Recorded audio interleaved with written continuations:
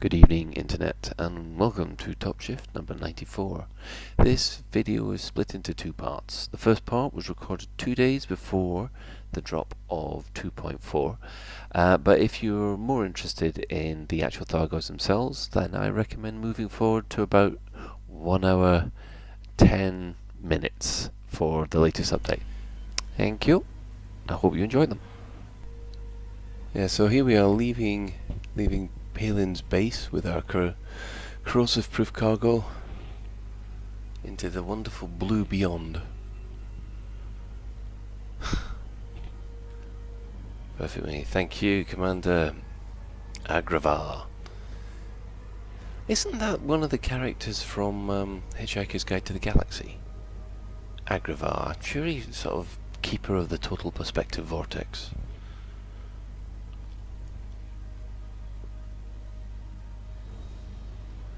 So there's our target,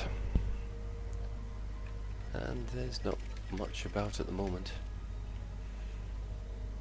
So, full jump.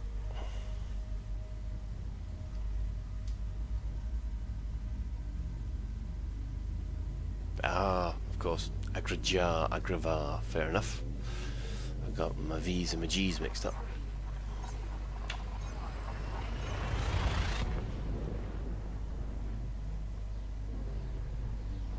So now we have the fun bit of actually trying to locate the wreck of a Thargoid vessel, which has a whole load of unknown artifacts all strewn around it.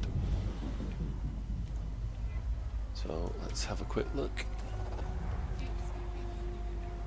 Yeah, that's where we're headed.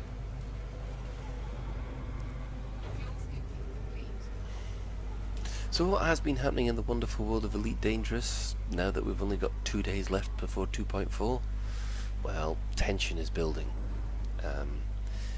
Anybody who saw the wonderful cinematic is probably wondering why we shot first. We don't know if we did shoot first or whether it was a retaliatory strike. But yes, those weapons did seem to work, and we're trying to find out how to make more. And that's what these community goals are about. There's a second one with Liz Ryder, which helped create the missiles that we used in that cinematic. And there's been a lot of calls for that guy who tested the weapons. Well, he deserved to die for not firing a second volley straight away. But I suppose he was following the scientific method. You know, test, see what the results are. Obviously not fast enough. Drink for tonight is vodka. Oh yes, and of course another thing happened while I've been away. This happened. So that's me now equaling or higher than my combat rating in Frontier and First Encounters. So I am now officially more advanced at Elite Dangerous than the old 2 games. And we're going in too fast, so prepare for a loop of shame. So what happens when you talk to while flying.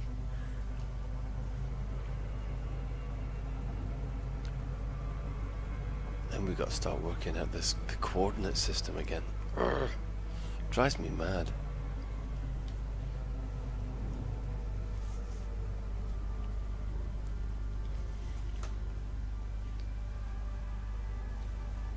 Unless of course, there we are, crash vessel.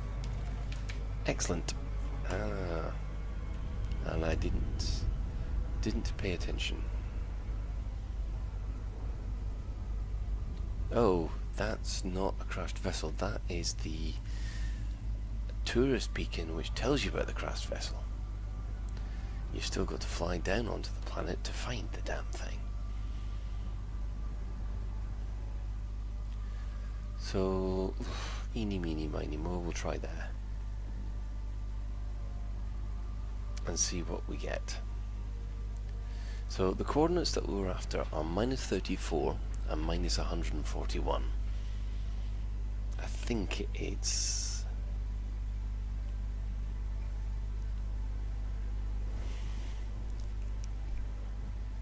So Go this way. No, that's increasing. It's actually increasing the numbers, so I think 270 might do it.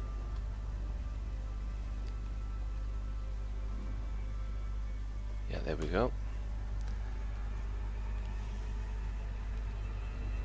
270 there. There you'll see the right. Oh, that's not bad. Minus 34. So I think. Yeah. So we're on the other side of the planet at the moment.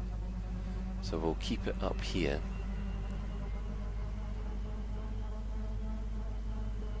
Try and keep it on about 270 while we fly around the planet at 100 kilometers above until we get to closer to minus 141. Now we're at 100 and, well, we're at 0 now, so only 140 to go. Heck of a lot better than having to do this at oh,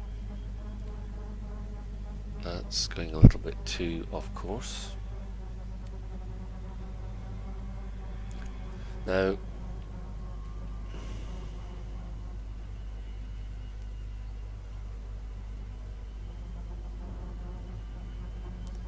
the main thing that we've got to remember is that I can't remember whether or not I got the figures the wrong way around. I don't know whether it's 141.37 or 34.96 or 34.96 and 141. We'll just have to hope I get this right, because otherwise it's the other side of the planet. Oof.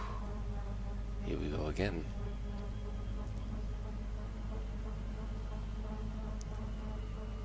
Right, 270, pretty close to 34 there, so we'll keep it 270.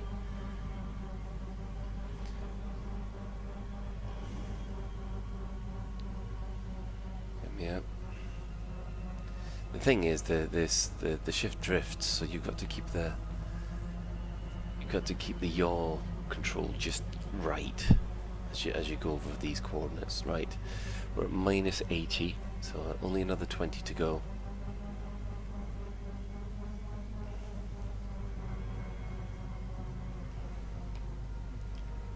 So I'll probably drop the ship into glide mode at about 130.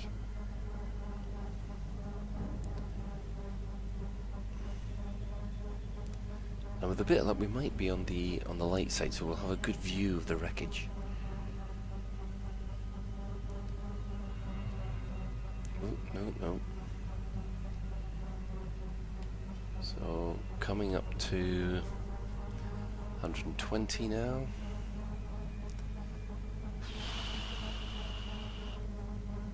We're getting there.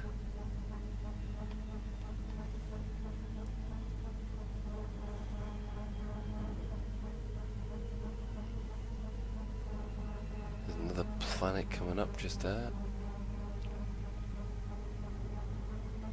We're still going at 15 kilometers a second, which is quite fast.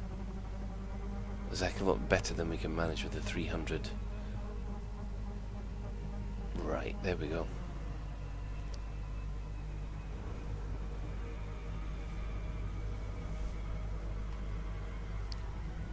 Dropping from cruise. That's what we want.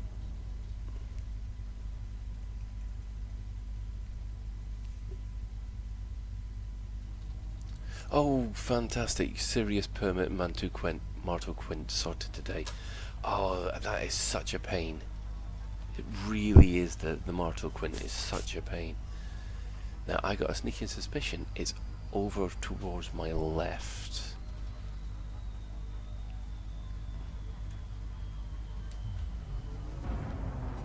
I recognise that mountain range in the distance.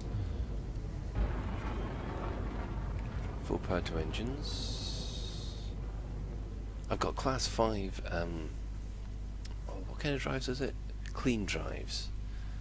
So, I don't know whether or not they're actually faster than dirty drives. I don't think they are.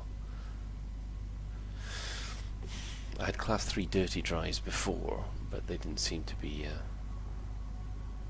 managing these class 5 clean drives manage a little faster. I mean, 333 or 32 for an ASP is very good. Still not a full... Yeah, I'm glad you got Marco Quint sorted, because that is such a blocker to the whole engineer's progress. Because you know you want Palin, and yeah.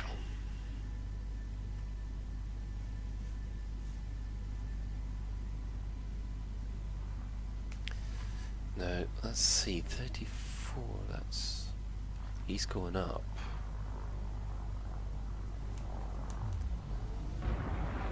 I mean, I recognise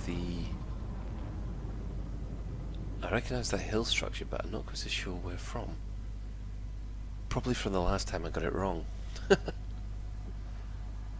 So we're on 138 and 35.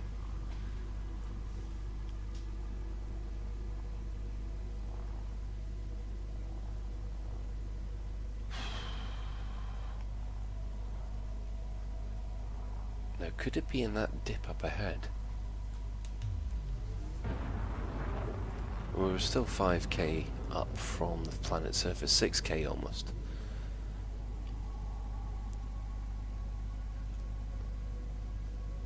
Oh, I mean, yeah, Marco Quint, it's horrible to get that one done. Once you've got that one done, I mean, he doesn't really have any decent equipment to engineer. It's horrible. It's just I think that particular engineer is one of the ones which puts people off the whole engineering process, which is a bit of a shame, because once you get into it, you end up doing things in engineers that you wouldn't do, because you have to. It takes you outside of your comfort bubble, so to speak. Right. Now, is that it? Now, I can actually hear in the audio some kind of noise. Mine is 139.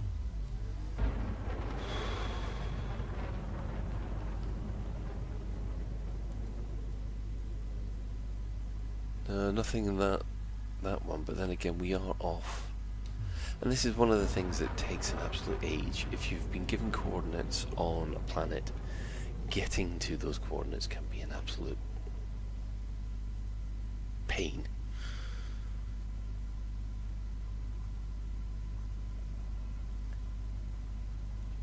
So let's mix it up a little bit. 290. Turn to bearing 290.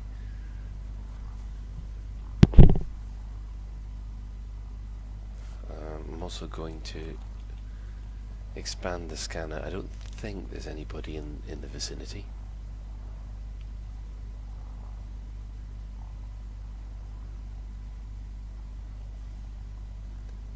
Now this is actually beginning to look a bit familiar.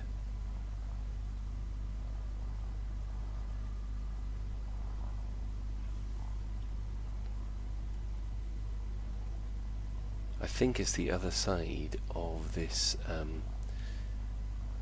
this mountain, or it crashed into the side of this mountain. Unless that's it down the bottom there. Is that going to be it?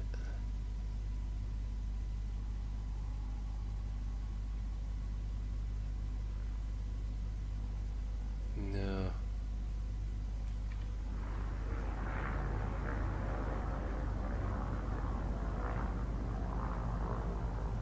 No, according to that,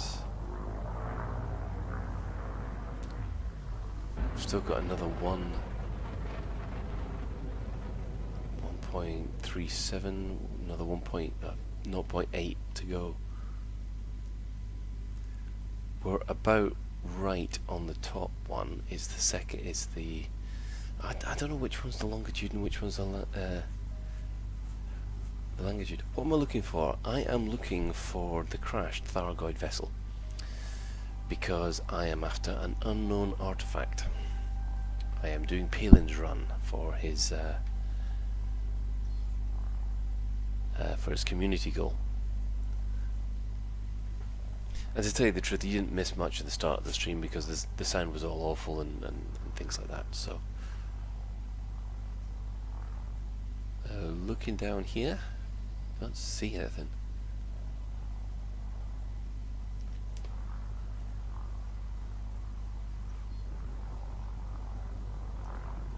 I do now, though.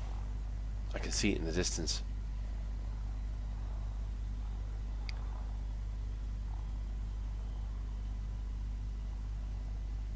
Yep, there we are. Up ahead, we have the crashed Thargoid vessel that has tons and tons of unknown artifacts lying about. And that's what we're after.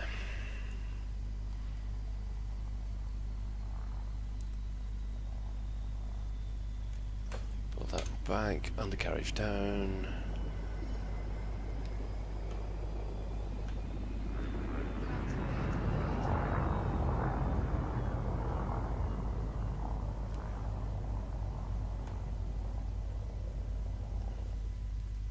Slowly and gently bring her down. We're at 34, 0.34 G. That's hardly a thing, really. No, unsuitable. Who's scanning me?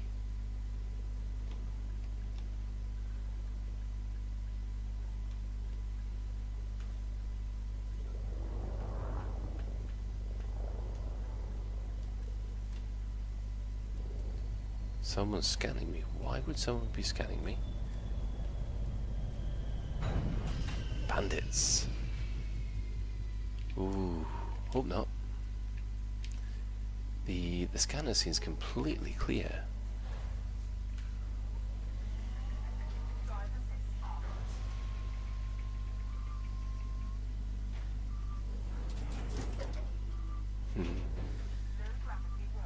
So here we are in the Tron SRV.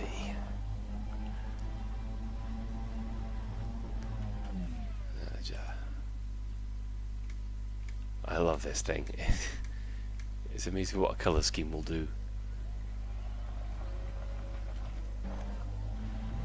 I want a kind of light cycly jet wash coming at the back of this now.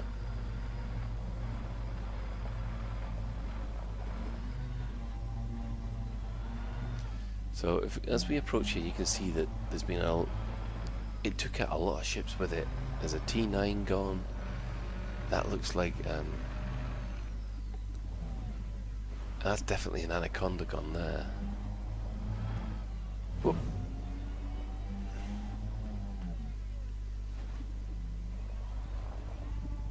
Oh, and I can now start to hear the sound of Thargoids. Now, what else have we got? Contacts. We got a canister of liquor and fish. And an unknown fragment. Well, we don't want unknown fragments. We want unknown artifacts. So, I think for that we need to get closer to the mothership's, or the ship's, what looks like headpiece, if you like. Ah, I think that's what we're after. Unknown artifact, there we go.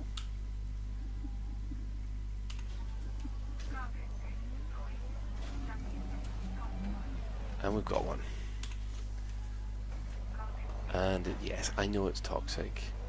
That's why I've got the corrosive.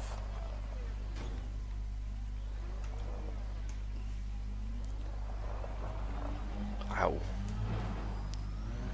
That's why I got the corrosive, or the corrosive proof cargo, but, ow, you little sod.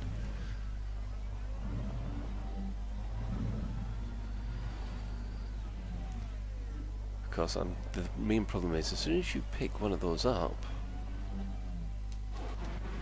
your poor SRV starts playing silly buggers. Or that could be just my driving.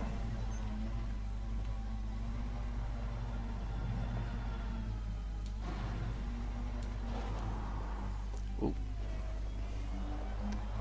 Now, I am actually quite enjoying this community goal at the moment, because basically it's more than just, well, power distributors getting a bit of a hammering as well. Back to Sanctimonious. Oh, you can see inside. A nice little bit of a clipping bug there. And we will board the ship. Unmanned Commander Phoenix to fire. Harmless. I'm not harmless.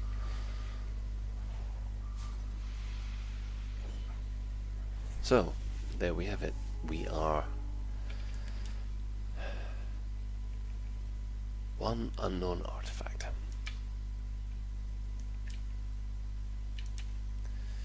Now we have to actually find the Thargoid base.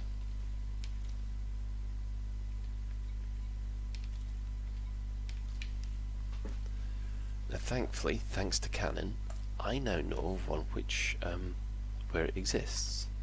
So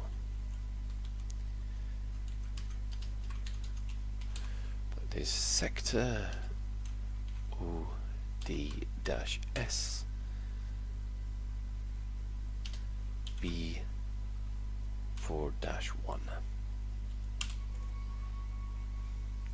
There we go. Ooh. So, plot the route. One jump away.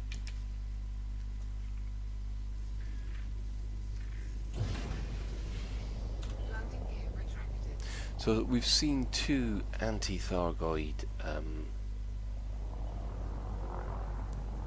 pieces of equipment so far with the cinematic. The main issue seemed to be is that the Thargoids heal themselves very, very quickly, which probably meant to that brown trouser moment that the commander had in the cinematic itself.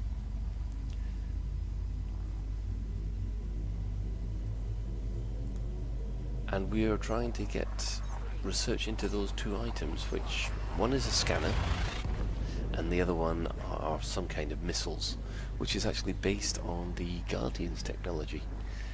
Now we know that Guardian technology and Thargoid technology don't work well together, so using one against the other does seem to be a bit of a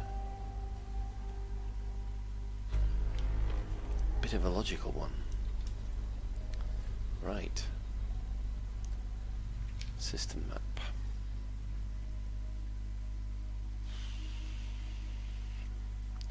So, planet 2A.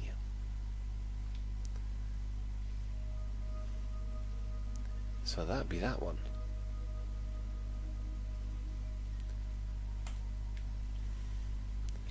So, okay, we'll just check this one first. Do a little bit of exploration.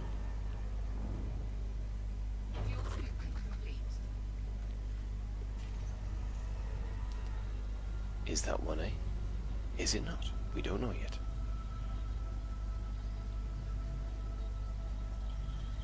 Of course, because there's gas giants, they start scanning at quite a distance.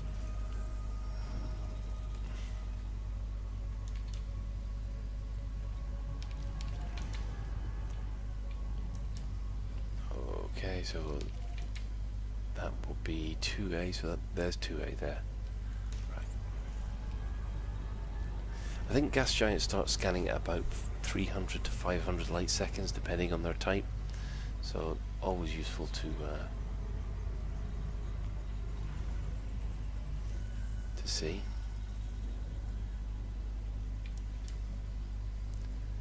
So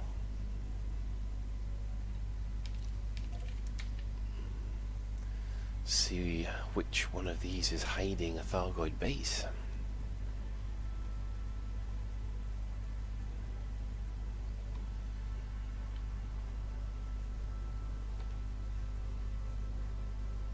It's funny that we did had to do something similar to this in the beta, and I just released a short story based on that called Dirty Work. And if you want to find it, you'll find Dirty Work in the creative section of the forums under you know, creative writing, that kind of thing. What was that? That's 2B, it says, or not 2B. Okay. What's this one?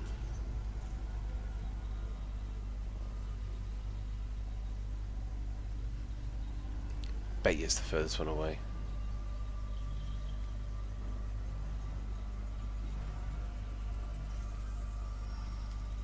That one is 2A, so it is that one there. But we might as well just scan this last one before we actually go into the...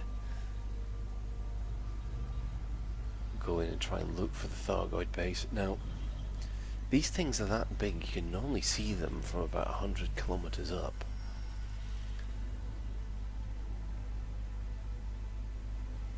Now, in this case, it's positive 62 and positive 137. So that's where we're trying to find. But it should be a lot easier to find than the other one. Oh, it looks very craggly, this.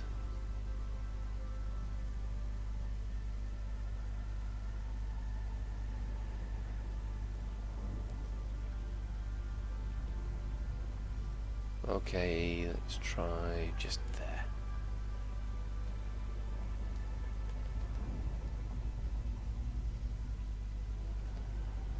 Do we have a list?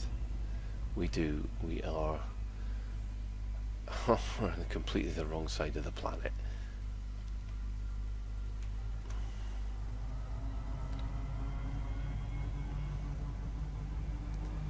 $270.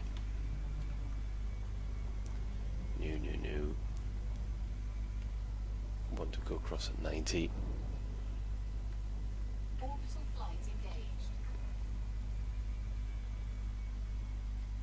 There, 90 degrees.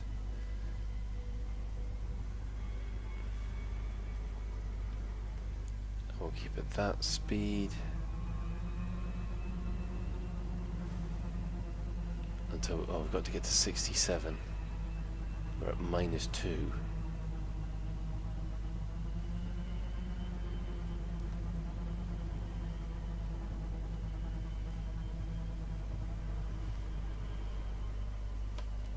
Oh, hang on, 137 on the bottom layer.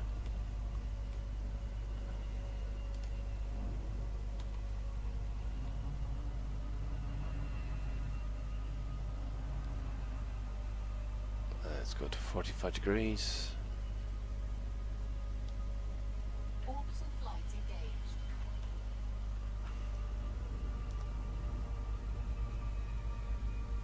137. That's too much. Halfway through Elite Reclamation. Reclamation's good. I really enjoyed Reclamation. Premonition I've also completed. And I must admit, well, how shall I put this about Reclamation? I was going to do a review of it at some point, so I might as well do it now. Hang on, I'm losing track of where I am now. Right, so 162, we're almost at the ballpark for this, so...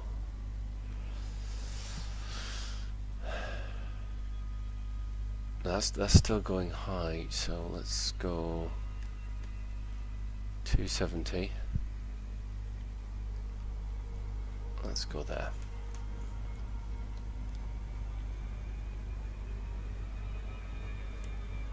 $137. Oh, I've gone and completely screwed up these coordinates.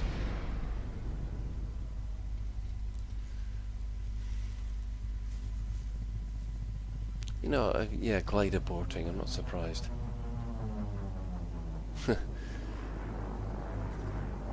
Yeah, well, that's the problem with premonition and reclamation. There are a couple of things in reclamation which you'll probably discover. They don't make sense a little. But in premonition, they do. They're kind of explained. There's a couple of plot holes where you sort of they're thinking, well, that's a bit convenient. But reclamation sorts that out. As far as reclamation itself, as premonition itself is concerned, well, it's bigger than reclamation, but as a story itself, it's not the best introduction to the Elite universe. That still remains Tales of the Frontier, and then Reclamation and Lave Revolution. Those are the best 3 books, I think.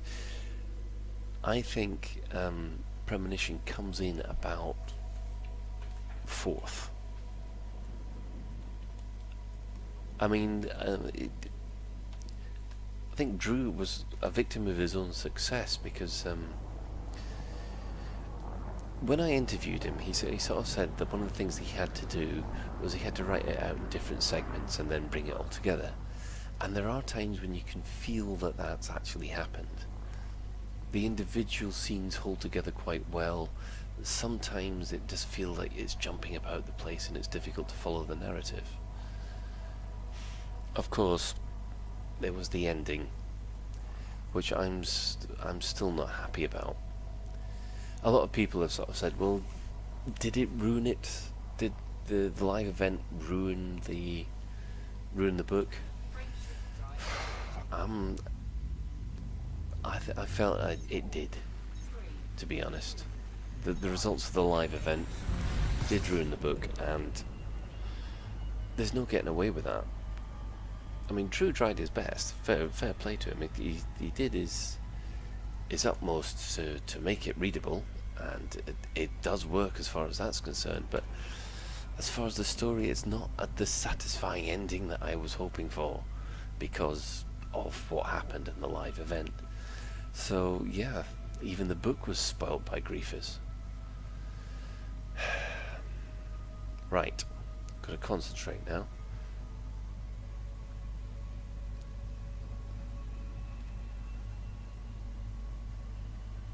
$137, that is going up too high.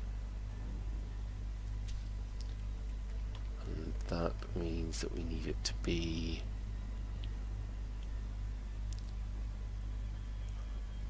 and there we go. I think. Is that the... Could that be the Thargoid base right there on the horizon? Ah.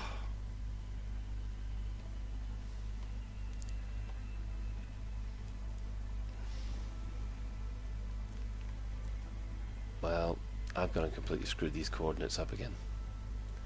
Hang on, let's start at 0. Bearing 0.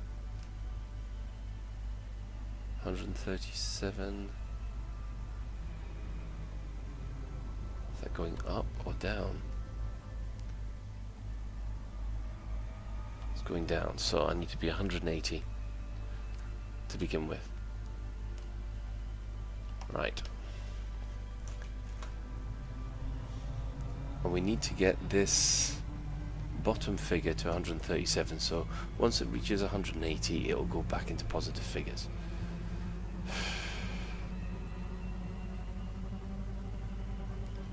It's just getting there.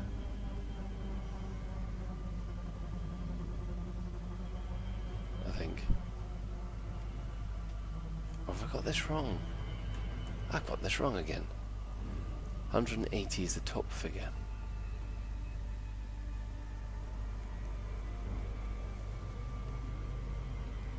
Right, so if I'm back at 0, yeah, that's beginning to rise like crazy.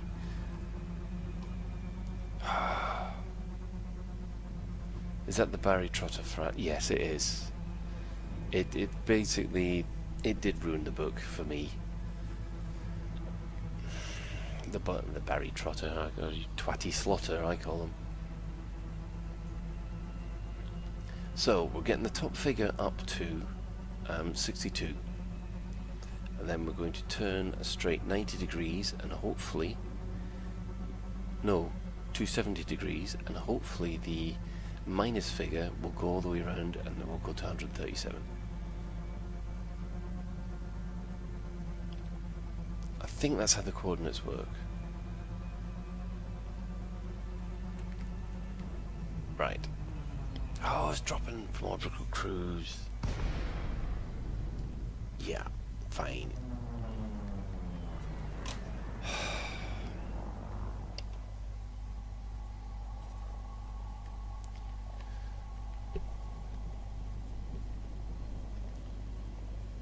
Right, 270. We'll just check this because otherwise I'll go a bit mad. Yep, that's where we want to be flying. We want to be flying on 270.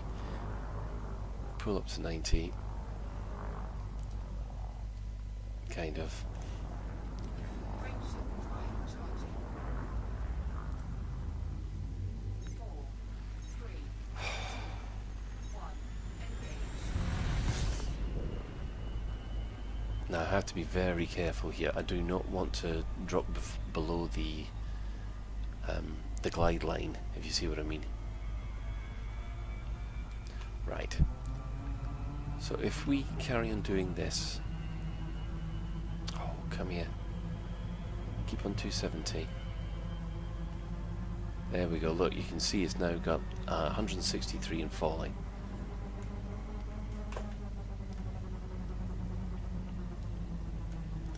Do that. 67.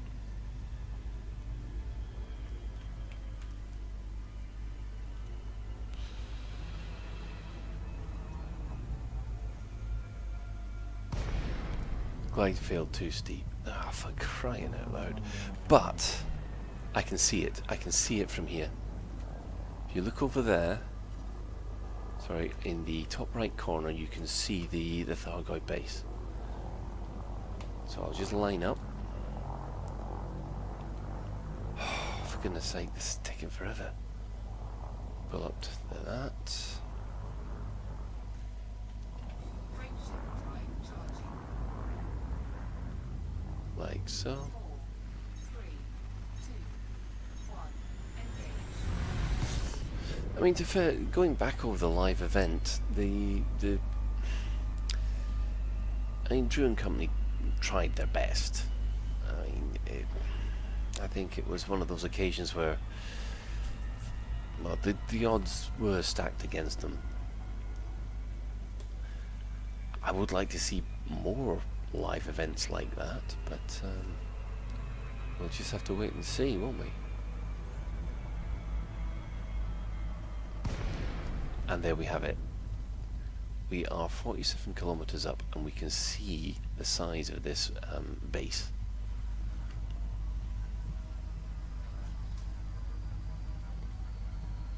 And I must admit, I get scared every time I come close to one of these.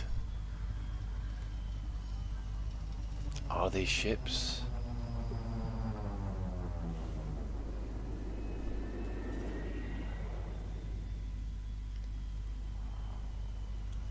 Are they bases? Are they ships growing out of bases? Are they crash ships that are being regenerated?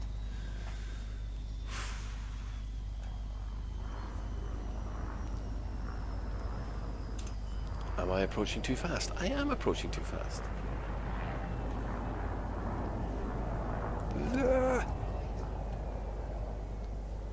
I'm 180.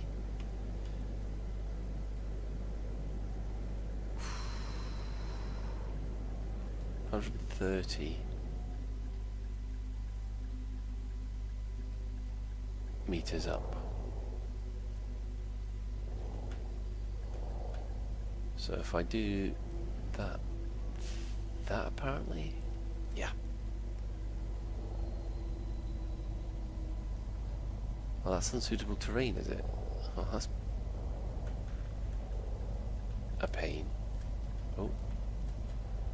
alignment okay.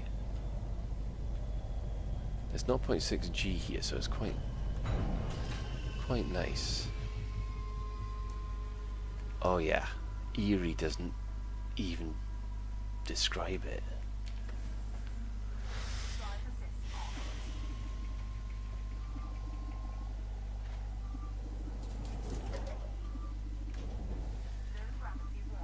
And up ahead you can see there's an organic structure. That is basically a meta-alloys spike. I just want to check things with the buggy. The buggy seems to be, or the SRV seems to be okay. And then go down here and transfer cargo of one unknown artifact and confirm it. Now that we've got that, we need one unknown biological matter, wherever that is. And here we need unknown technological samples and unknown resin. Goodness knows. So you can see here that we have an opening. That was quite lucky, landing next to an opening like that.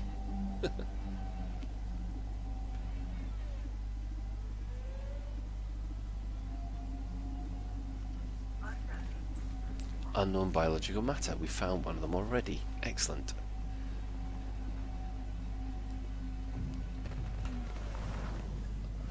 Oh, it gets me every single time that happens.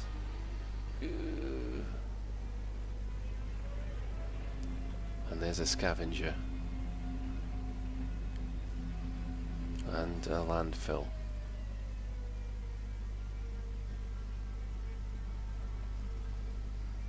Now normally they leave you alone.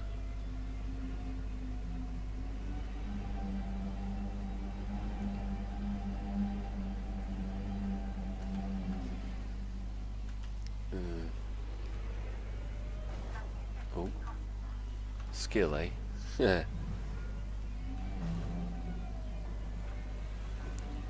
Now there are things here. Unknown technological samples. We can do with one of them.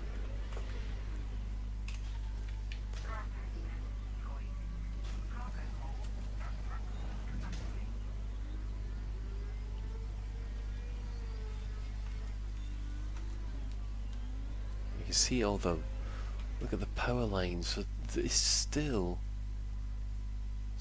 active.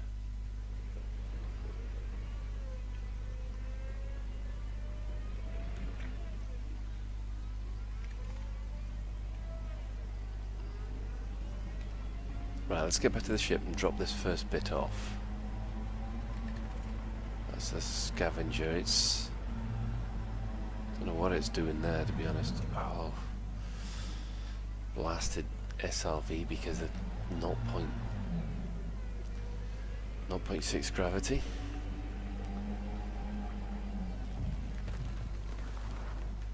Ah.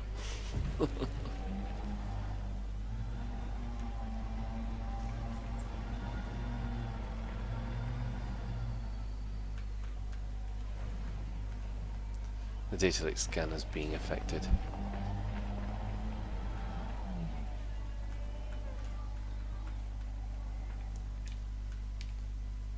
Transfer cargo. Unknown technology samples. So unknown technology samples. So that's at least one thing for Professor Palin. The SRV it's holding up all right. The data link scanner's taken a bit of a hit. Oh, so's the power plant actually. I think what we might have to do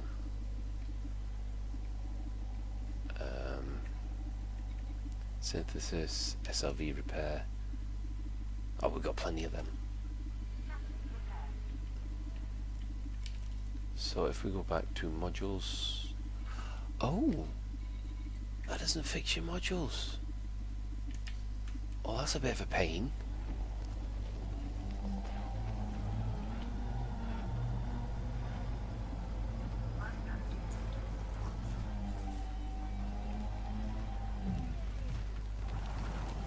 Right.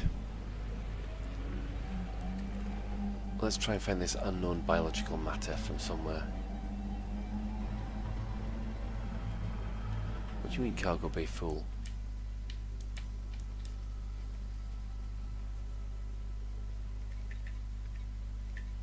Oh, I didn't... Oh dear.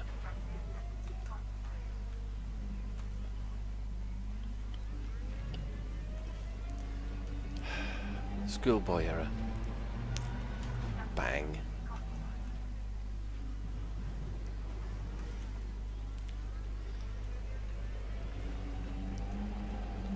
Out we go. Forgot to transfer the blasted cargo.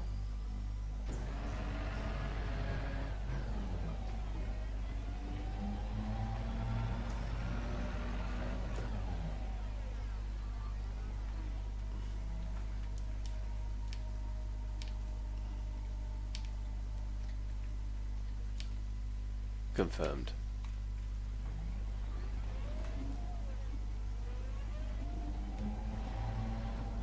Now what I'm going to do is... you see the problem is... You need... the unknown... Yeah, I know. I'm hoping that 2.4 and beyond will have bigger SRVs. Or different vehicles.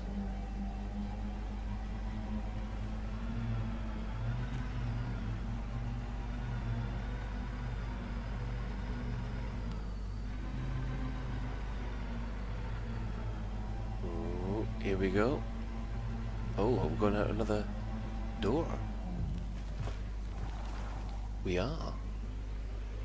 This unknown biological matter was outside. Oh. Was outside after all that.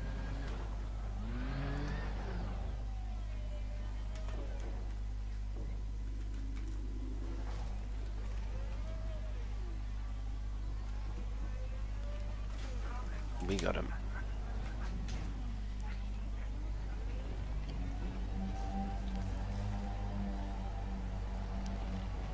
Now, where's my ship? Over there.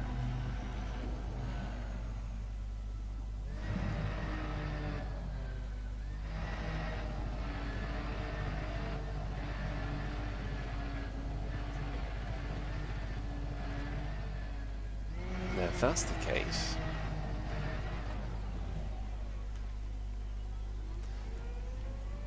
Could I just eject it here and then pick up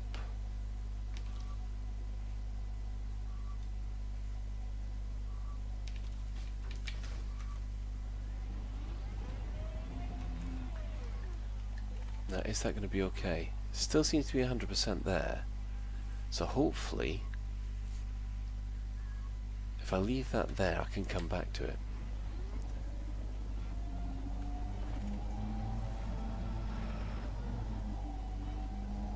We're after resin and another unknown technology, I think. That's what we're after. Is there anything on the contacts?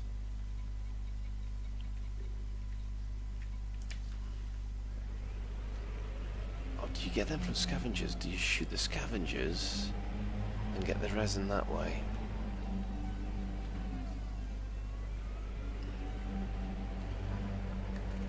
Now, this is the unknown device. This is...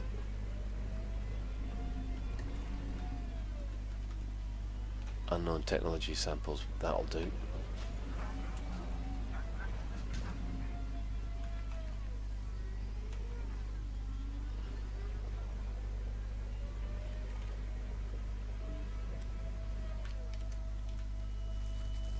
Seeing if the data link scanner does anything.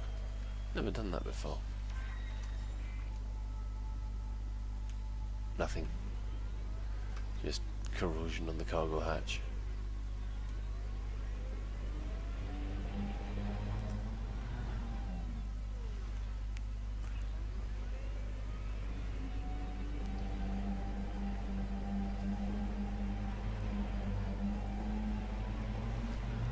And again, that bad corner.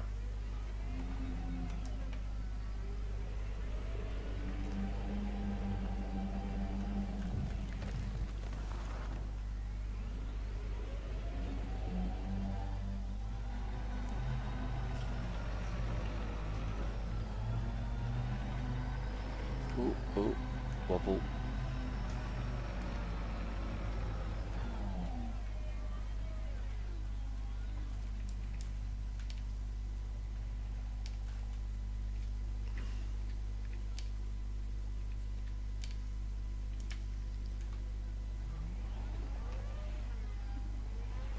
Now, where do we get the resin from?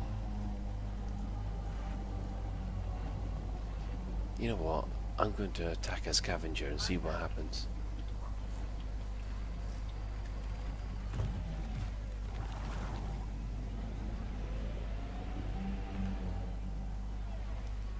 Sure, there's one about here somewhere.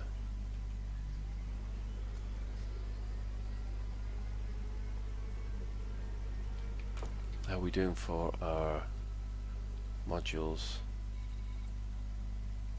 We're doing all right.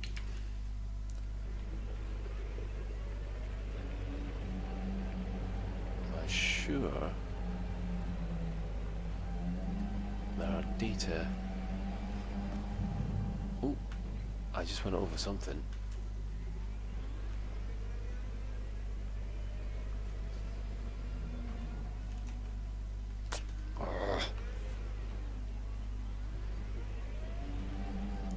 That's another exit.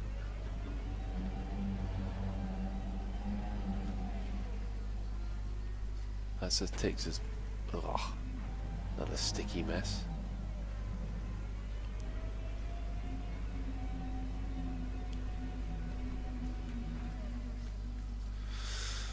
There's one.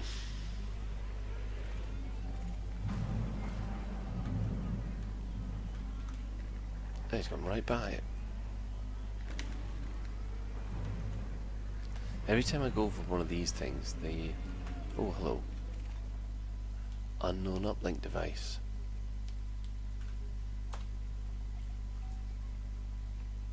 There's something interesting.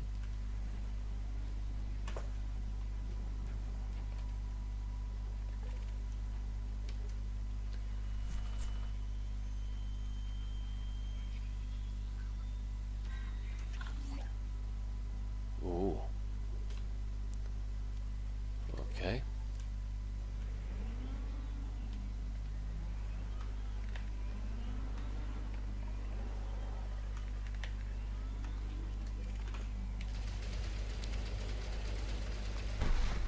Ah. What contacts have we got here?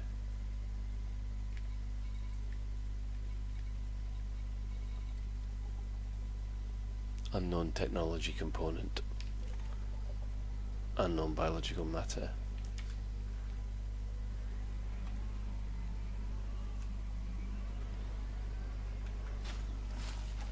New material discovered.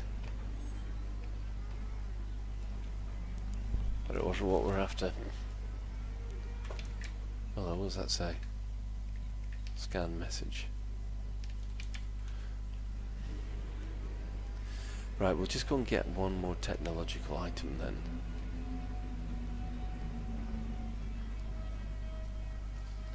And then we'll head back to the ship. Hopefully before the ship starts melting.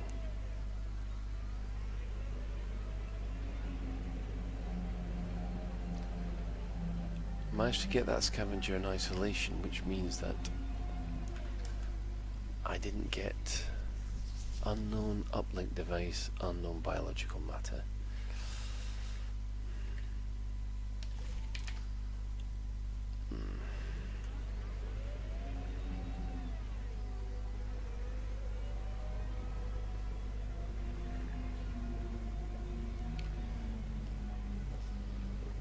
Oh, hang on. Nope, nope. Unknown resin. That's what we're after.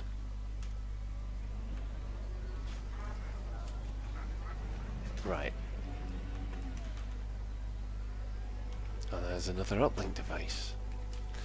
Now, is there any uplink devices that are we just do not want.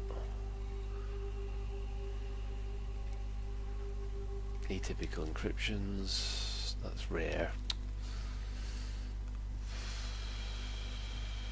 Divergence scan.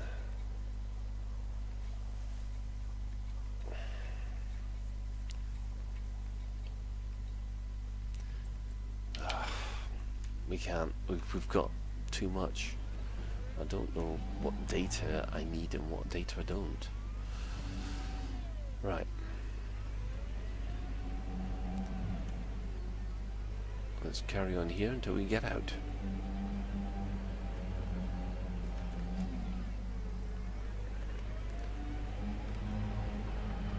I think we're on the other side of the structure at the moment.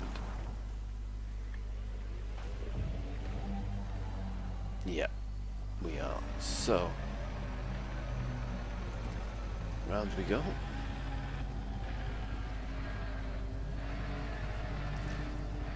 Do they attack on sight? No, they don't.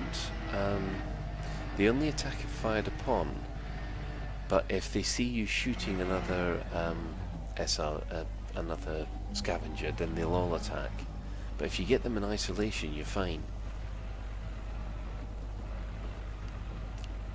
It seems that the resin is part of the internal chamber. I thought it was part of the scavenger, but well.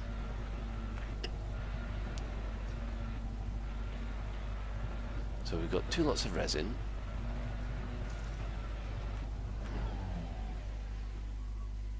Oh, hang on. Did we lose the unknown biological matter? Ah, yeah, pain. We did. So, transfer cargo, unknown resin.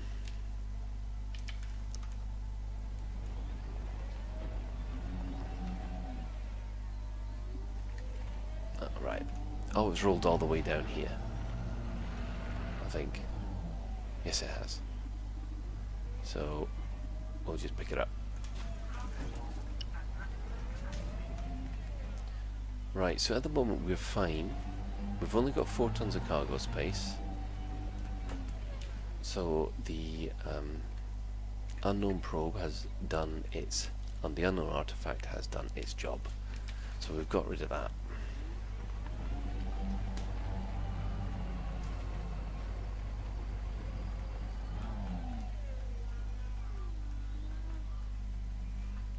And we board.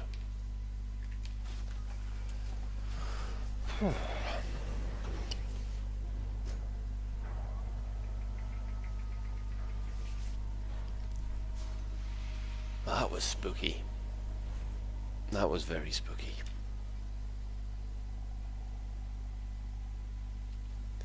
So what I'm actually going to do is I'm going to go back to the system map and bookmark, because that's pretty important. And of course, once I've been here once, it should actually show up on my map again. But the next step is going to be the interesting one, because as we fly around this base, I mean, I must admit, that does look beautiful. Look at this.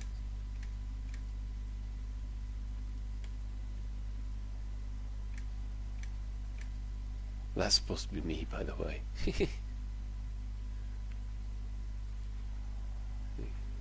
To see the whole structures under there. But in the meantime,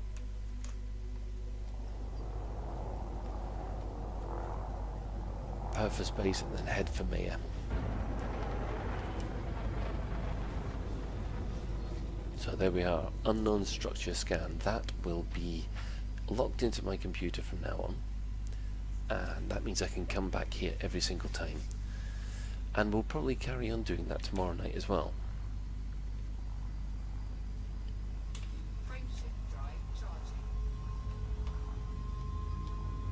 But It is so eerie driving around that. It is scary. So, galaxy map. Under O for Obsidian Orbital. There we are.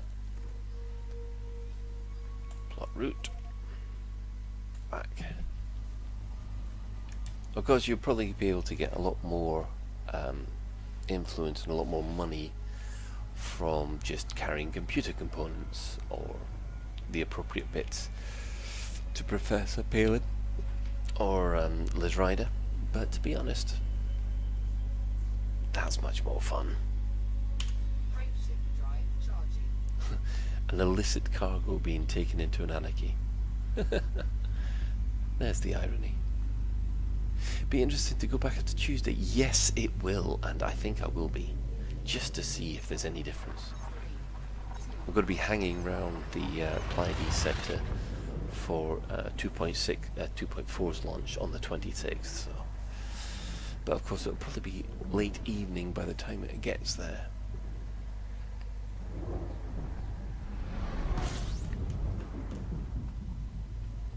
I think that's been what can be categorized as a successful trip.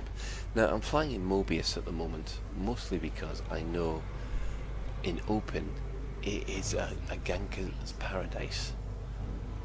There's an awful lot of ships around Obsidian Orbital at the moment, just picking off Asp Explorers because they know that, well,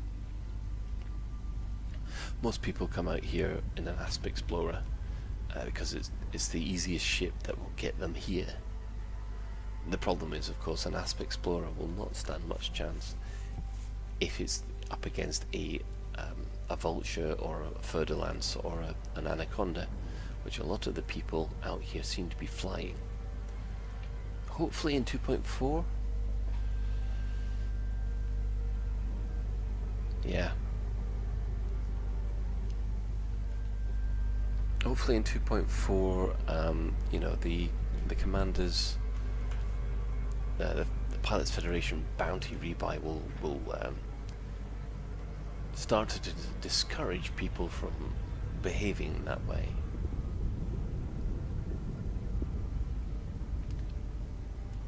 Because it also gets rid of the suicide sidewinder exploit. We tested that. There was a couple of bugs with it. I hope they've fixed them. And also on the server side, the Karma system is going to start coming into play, which means that if you combat log consistently, then you're going to get penalized. And that, to tell you the truth, I mean, I can understand why people combat log, because you don't want to lose what you got. But it's supposed to be part of the game, as heartbreaking as it is. It's just that I do wish that some of the griefers would turn pirate. I mean, one of the most exciting things about the stuff that we have tested in 2.4 is that the Pilot Federation bounties are exempt if you're fighting against valid targets in power play. So it could be a case of the power play becomes a valid platform for PvP. Which I think it always really was intended to be, but Sandro is not, yeah. I don't know whether or not Sandro's happy with that, but he's happy to go along with it for the moment, and we'll just have to see how it goes. Lincoln Papa Hotel Oscar. This is an independent star system commander. Request docking permission prior to touching down. Certainly, Yuri. I mean, actually, does that sounds Russian to me? But it could also be sort of very thick Indian. Permission authorized. Prep for arrival on landing pad 20. It sounds Russian, but it could not be.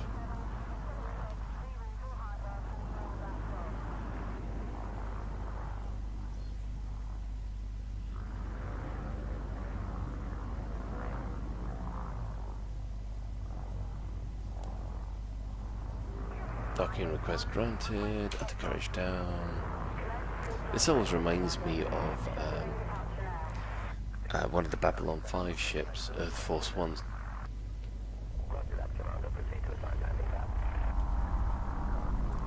So 20, there we go.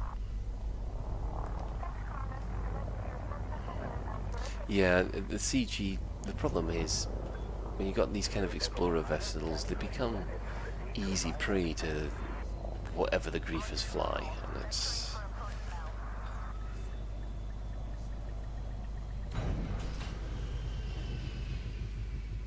I don't know. Landing successful. Commence system shutdown. Enjoy your visit, Commander. Right.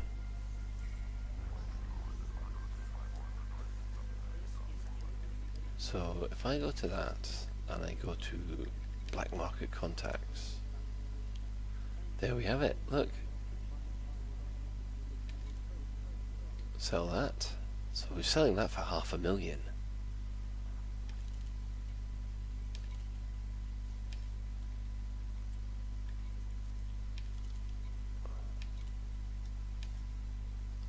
Oh no. I just realized something horrible.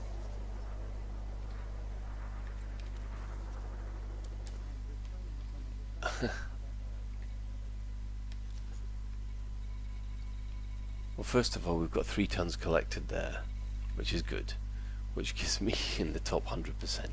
But I didn't do my contact here. How do you... Oh, must have to... Is it in the mission board?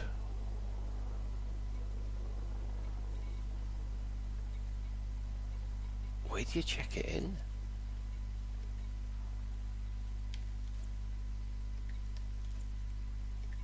Oh dear.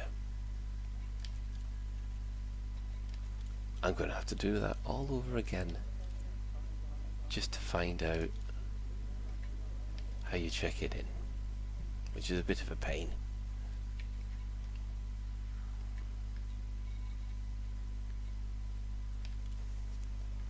Unless you drop it off at somewhere else. Hang on. No, you drop it off at Obsidian Orbital. I got more for selling the thing on the black market than I would have got for the reward for the mission. Ah well. So there we have it. I'm all ready for 2.4. The Sanctimonious is all docked up. At the moment, my other ships are close to one of the other engineers' bases. And because I became dangerous, I got access to Laurie Jameson. Now, the name Jameson might sound familiar because Jameson is the name of the commander that you started with in the original Elite. And according to the lore, Laurie Jameson is either her granddaughter, his granddaughter, or great-granddaughter, or great-great-great-granddaughter, but effectively a direct descendant of the original commander themselves. Now, my ships themselves are pretty close to Brotarkin. Now, the reason for that is that Brotarkin has the best engineering mods for lasers. And what with all that coming up, I think I need to get my Imperial Clipper and my Fer-de-Lance fully engineered up with the lasers. So I'm going to leave it there for the moment. Thanks for joining me, Commander Argravar. It's a pleasure having someone to talk to. And will be a live video on Tuesday. And if you like this video, please like and subscribe it. And please check out the Dirty Work story on the forums. So I'm going to wish you all good night, and thank you very much.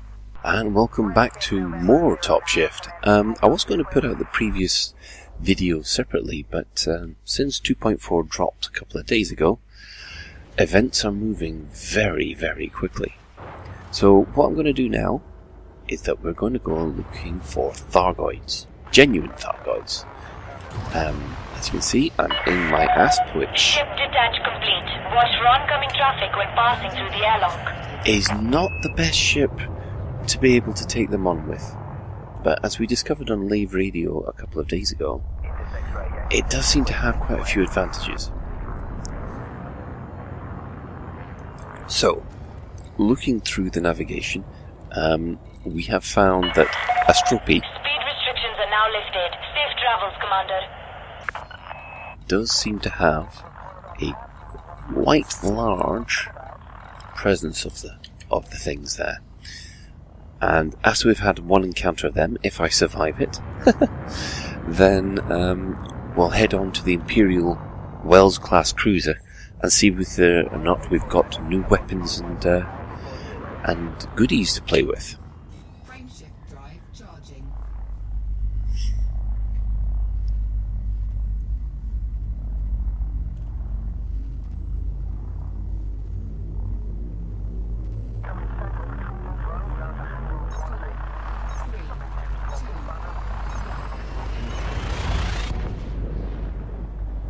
Now, a lot of people have been getting a lot more hyperdictions as well, which is good for a laugh. And if you do get hyperdicted, the chances of you surviving the encounter are actually quite low. So here we are in Fuel scooping. Fuel scooping complete. Astropi.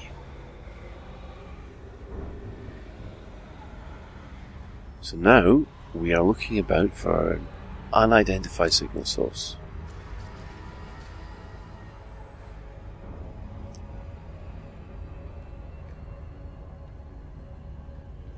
I almost got the impression there was a lot more to this than this system than I thought, but you know, there's only 2 stars in this place. Now, on Tuesday night, this place was awash. Oh, with signal sources. There we go, there's one. Now,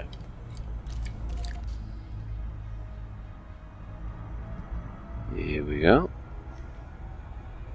Non-human signal source, here we go. Threat level 5. Now, I am going just to keep the pips all in my engines at the moment because, as we discovered, shields don't do much, and neither do weapons. At the moment, people have actually successfully engaged and destroyed Thargoids, but it does take an awful lot of effort. I think it's well beyond the ability of one single asp. But you do get 2 million credits for dealing with a Thargoid. Now, it's also been noticed at this point that there are 2 kinds of Thargoid behaviour. One seems to be very aggressive and the other one seems to be more standoffish. Now, we do know that there are 2 factions of Thargoids, and if you have I'll put a spoiler warning in now. Spoiler alert. Whatever you do, if you are not happy with spoilers, then please drop over, say 5 minutes or so, as I approach this threat. There are 2 levels of... Right, spoilers starting now. Well, first of all, we have a massive green cloud, and you'll notice that I'm mass locked straight away. Uh-oh. And there he is. He's coming out for a look. So I'm going to be all defensive. He's giving us a scan.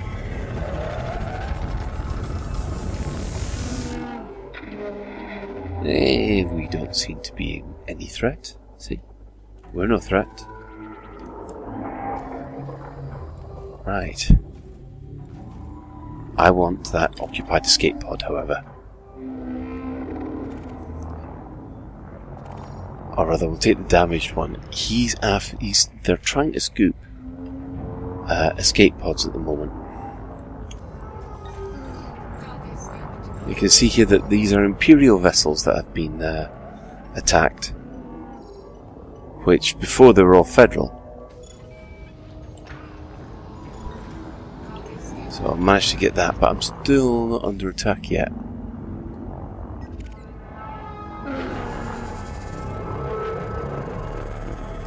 He's... Uh-oh. Oh, Thargons! We have Thargons out everywhere, and he's turned red. That could be because I have gone and picked up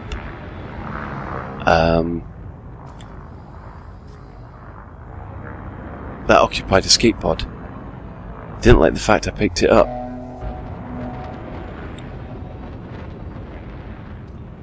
You can see the Thargons, Thargons all around him. He's not interested in the scientific research. Oh. I think he's going. He's going!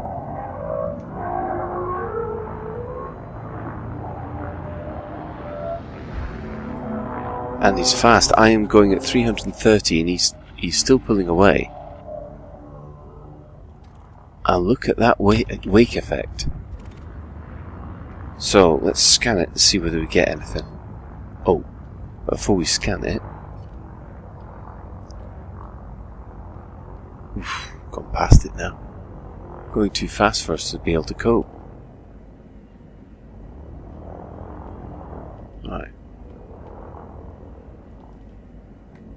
Right, so there's the Thargoid wake. I'll just check my inventory, because I got a horrible feeling. That's very common. We can get rid of that. We can get rid of 32 of those, I think. Discard. Right. So.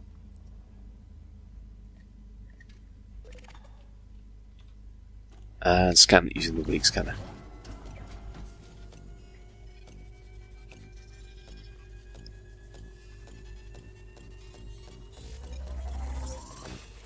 New data discovered. Encoded Thargoid wake data. Well, that is the first time I've ever got one of those. So we go down here, encoded.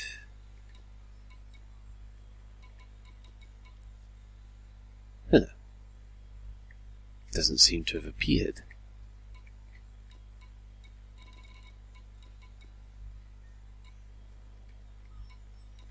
No. Oh, here we are, Thargoid wake data. So I've got 3 of them, wake data for a Thargoid interceptor. Now if those things are Thargoid interceptors, apparently this is used by engineers when building upgrades. Fair enough.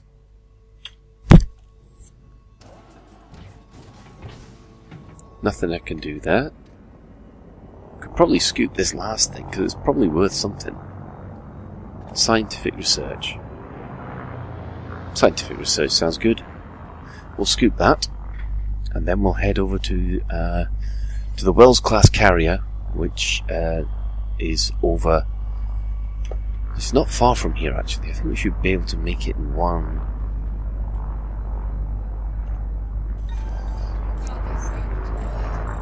Ooh, getting a bit close here.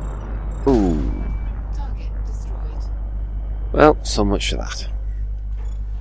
Cargo scoop retracted. So let's have a look. I think it might be HR1183. So we'll just have a look at that. Oh, HR1185 more like, actually. That sounds familiar. There we have her, the Indra. So we're going to head to the Indra and see if there's anything new that we can use there.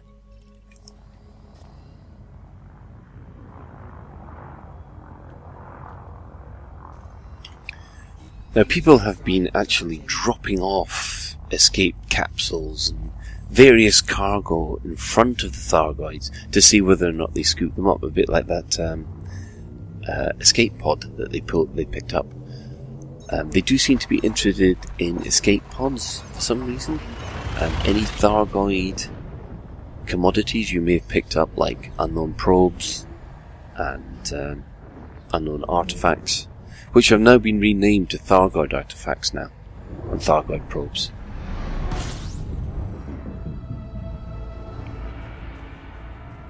The Indra's behind us. There it is. Scooping. Fuel scoop disengaged. Now the Indra is also in orbit above a planet which has a very, very good base on it. The only problem is it's a 4G world. Try landing in Type 9 on that one. I have on several occasions and bounced. Mostly because I had very good shields. Why is it telling me to slow down? We've got 13 seconds. The upshot of all this is, of course, the engineers are asking for new materials. And the first two community goals regarding this worked. There are now supposed to be missiles, scanners, and what's the other one? Yeah, missiles and scanners available at the moment, which are effective against the Thargoids. There's already been a few, like as I said, there's been a few confirmed kills.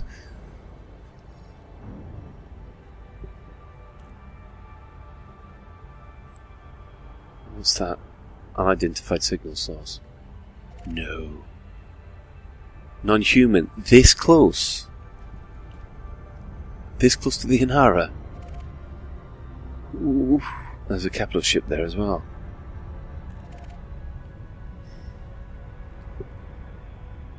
I wonder if we can get something together and have a look out there.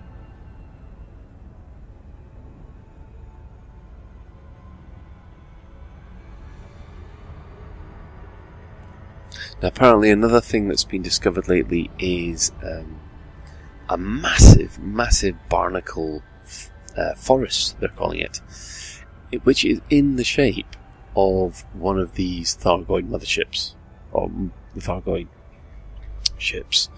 And people are now beginning to wonder whether or not the barnacles grow into the ships. And of course, we don't actually know whether the ships are the Thargoids or whether or not they've got Thargoids inside them. Or they could have Thargoids inside them, yet the ships are living entities within their own right. So, for those of you who have not seen the Inara before, this is a mega ship. One of these massive ships which you kind of acts as a station as well as a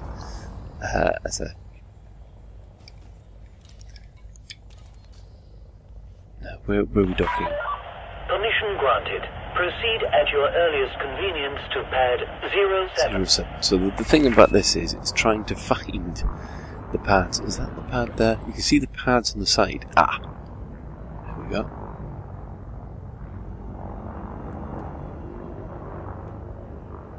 These are supposed to be massive fighter carriers and things like that.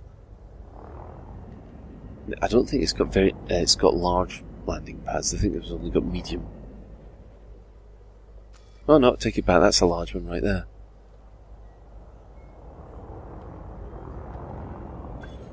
Oh, landing gear. Warning, Commander. Your landing gear is not deployed. I know that now. And down we go. Landing gear deployed. In addition, there's also research probes, which you can fire off at Landing successful. these Thargoids. Lockdown procedure initiated. The Imperial Flight Operations Bureau welcomes you to this There's his facility, T9 Commander. incoming. Wow. Right, starboard services.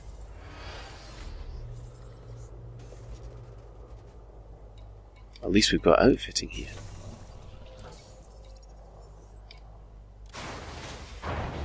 I wonder whether or not it's got anything that we can use. Although I got a horrible... I thought the Inara was supposed to be a military base, but this seems to be a high-tech base. At some of the military bases, that's the only place you can get these new components.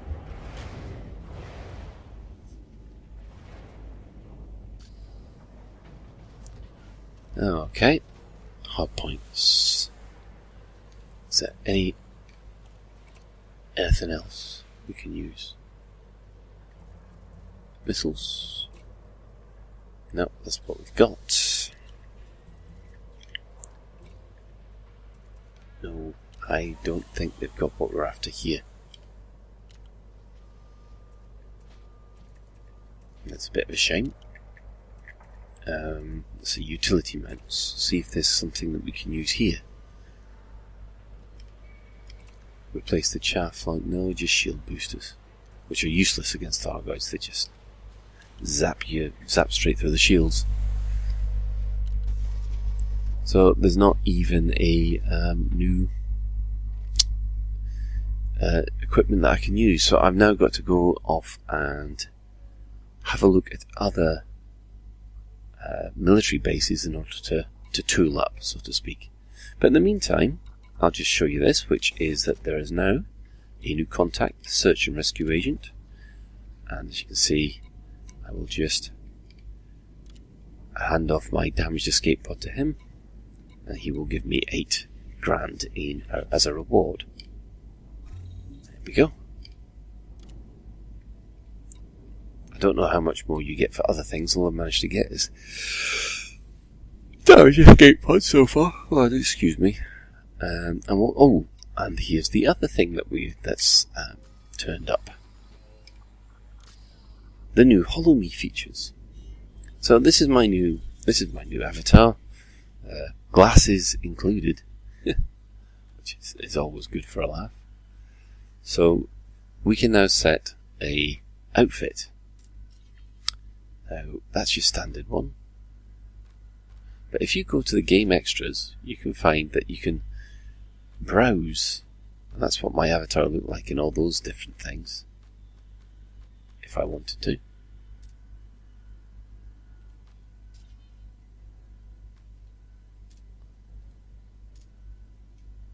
So that's Suit Legacy 6. Vibrant Orange. You can see here, that's the ones that I've got now. I'm looking for a specific one. There we have. Lycon. Yep. I now have a bright orange, and I must admit my avatar looks a bit Gordon Freeman there. Not about you, but I quite like that. So I'm going to keep. Oh. So he's now got Lavecon, which is quite nice. But then you can then customize various sets, because you're now no longer restricted to just the flight suit. And hopefully we'll be able to see more of these coming in the next season. But for the moment, it's good enough. Unfortunately, that's pretty close to what I look like at the moment.